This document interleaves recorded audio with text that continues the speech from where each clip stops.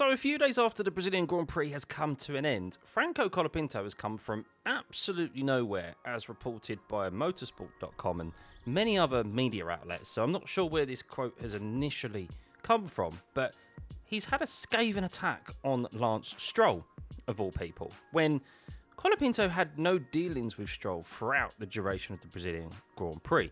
Now, we'll get on to why I think he's actually attacking Stroll right now, but Colapinto had basically the perfect view of Gabby's first lap incident with Stroll, which took Gabriel Bortoleto out of his home race on the Sunday.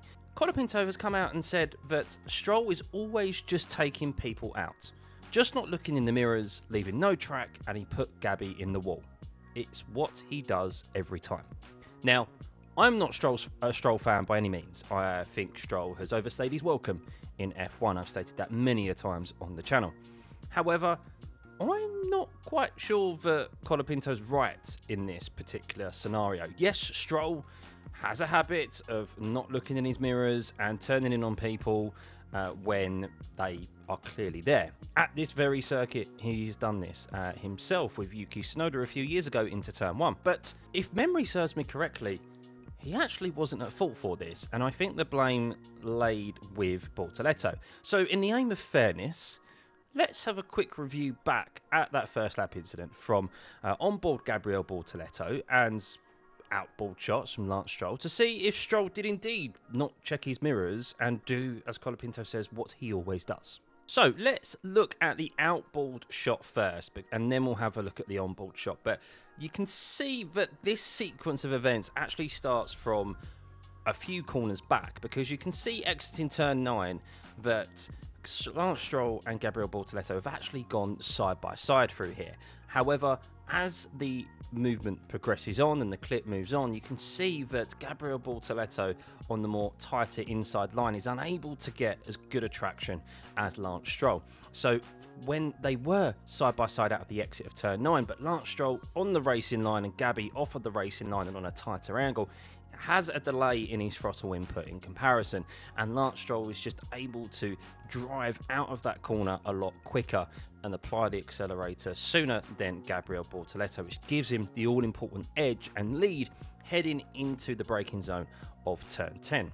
Now, as we get into the actual braking zone of turn 10, Lance Stroll was actually pulled almost a car's length ahead of Gabriel Bortoleto. Only Gabby's front wing is level with his rear wheels. Now, we know, as per the terrible racing guidelines, that if you're to be entitled room on the outside, or the outside overtaking car, you need your front axle to actually be ahead of the driver's on the inside car front axle. So not the wing mirror if you're overtaking on the inside, because there's a little bit more leeway for you there. You don't have to be as far up alongside. No, you need to have your car, your front wheels, fully ahead of the front axle of the car on the inside. And Gabriel Bortoleto is quite evidently nowhere near that.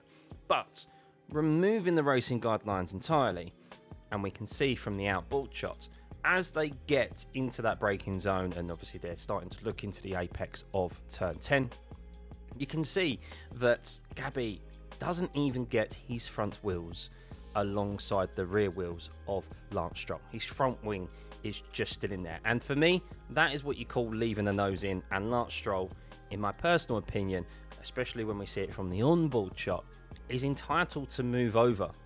That is his space, it's his corner, and there is a moment as a racing driver where you need to have self-preservation.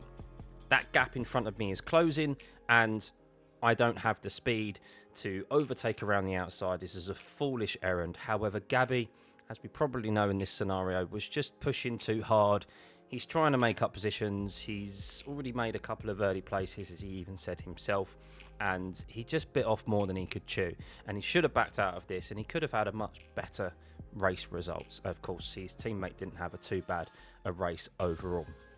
And well, touching on how I personally would like to see drivers go racing and when you should be entitled room, I think Gabby just doesn't have anywhere near enough, as we've just touched upon. I personally like to see that you should be left racing room if you have your front wheels overlapping the rear wheels of the car ahead of you. And Gabby, as we mentioned, has at no point other than the exit of the previous corner at any point heading into the actual braking zone of turn 10 have his front axle ahead of the rear axle of Lance Stroll. So even under my own personal racing guidelines, he hasn't adhered to that, and it's just a shame that Gabby's race came to an end. And Franco Colapinto, well, why has he come out with this comment? Because Gabriel Bortoleto is actually not blaming Lance Stroll too much. He says himself, I overtook 2 cars. It was Lewis and Colapinto on the outside of 6, which is a great start for him. But he then said it was a nice move, and then Lance, I was just side by side with him out of 9, which we've just seen and reviewed. There's no pointing fingers here. I think, just lap 1 and I was in the outside. He opened a little bit more than what there was space of there. He clipped my front tyre and I ended up in the wall. I think it's a racing incident. Obviously, if he had given a bit more space, I would have done the corner and probably overtaken him because he had worse tyres than I had because I was on softs. But again, it's a racing incident. He didn't do it on purpose, I'm sure. Every time I fight with him, he's fair with me, so it's just racing. I disagree with him there to some extent. As we've just mentioned, I think really Stroll isn't at all to blame in that scenario, and he's entitled to move over, as we said, because there does come a point as a racing driver where you go, okay, the other guy's got to back out now. And even in Gabriel Bortoleto's eye, you can't stay in every single corner. Would he have got Lance Stroll around the outside? Maybe, because he was on soft compound tyres, but he wasn't entitled to that room. But Colapinto, there seems to be an overhang here from Mexico. This is why this comment is being made, I believe, because if we cast our mind back 2 weeks to Mexico, lap 1 to be exact, there was a little coming together between Colapinto and Stroll.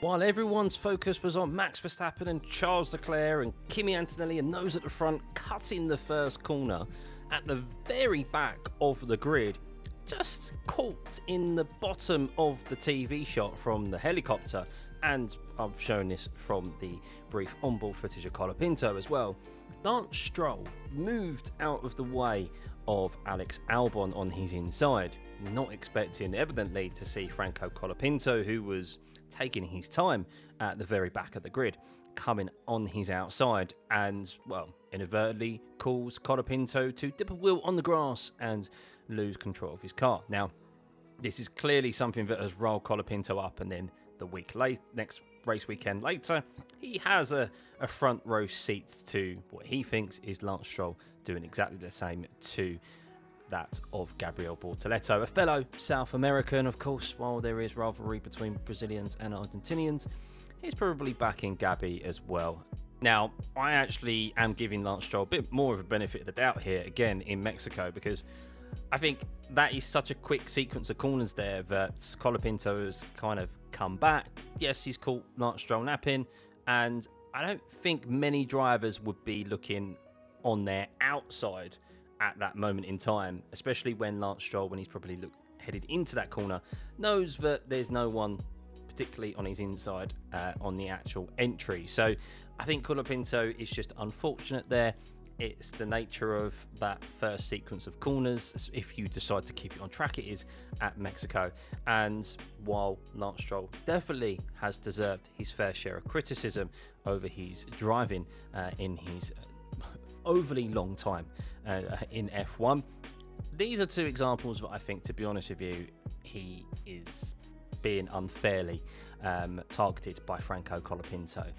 So yeah, I always want to give everyone the benefit of the doubt. It's good to review this stuff, and in this instance, I think Franco Colapinto, I mean, if he has made this comment from a few days after the race, he clearly hasn't watched the actual replay, or he still has some sour grapes from Mexico a few weeks ago.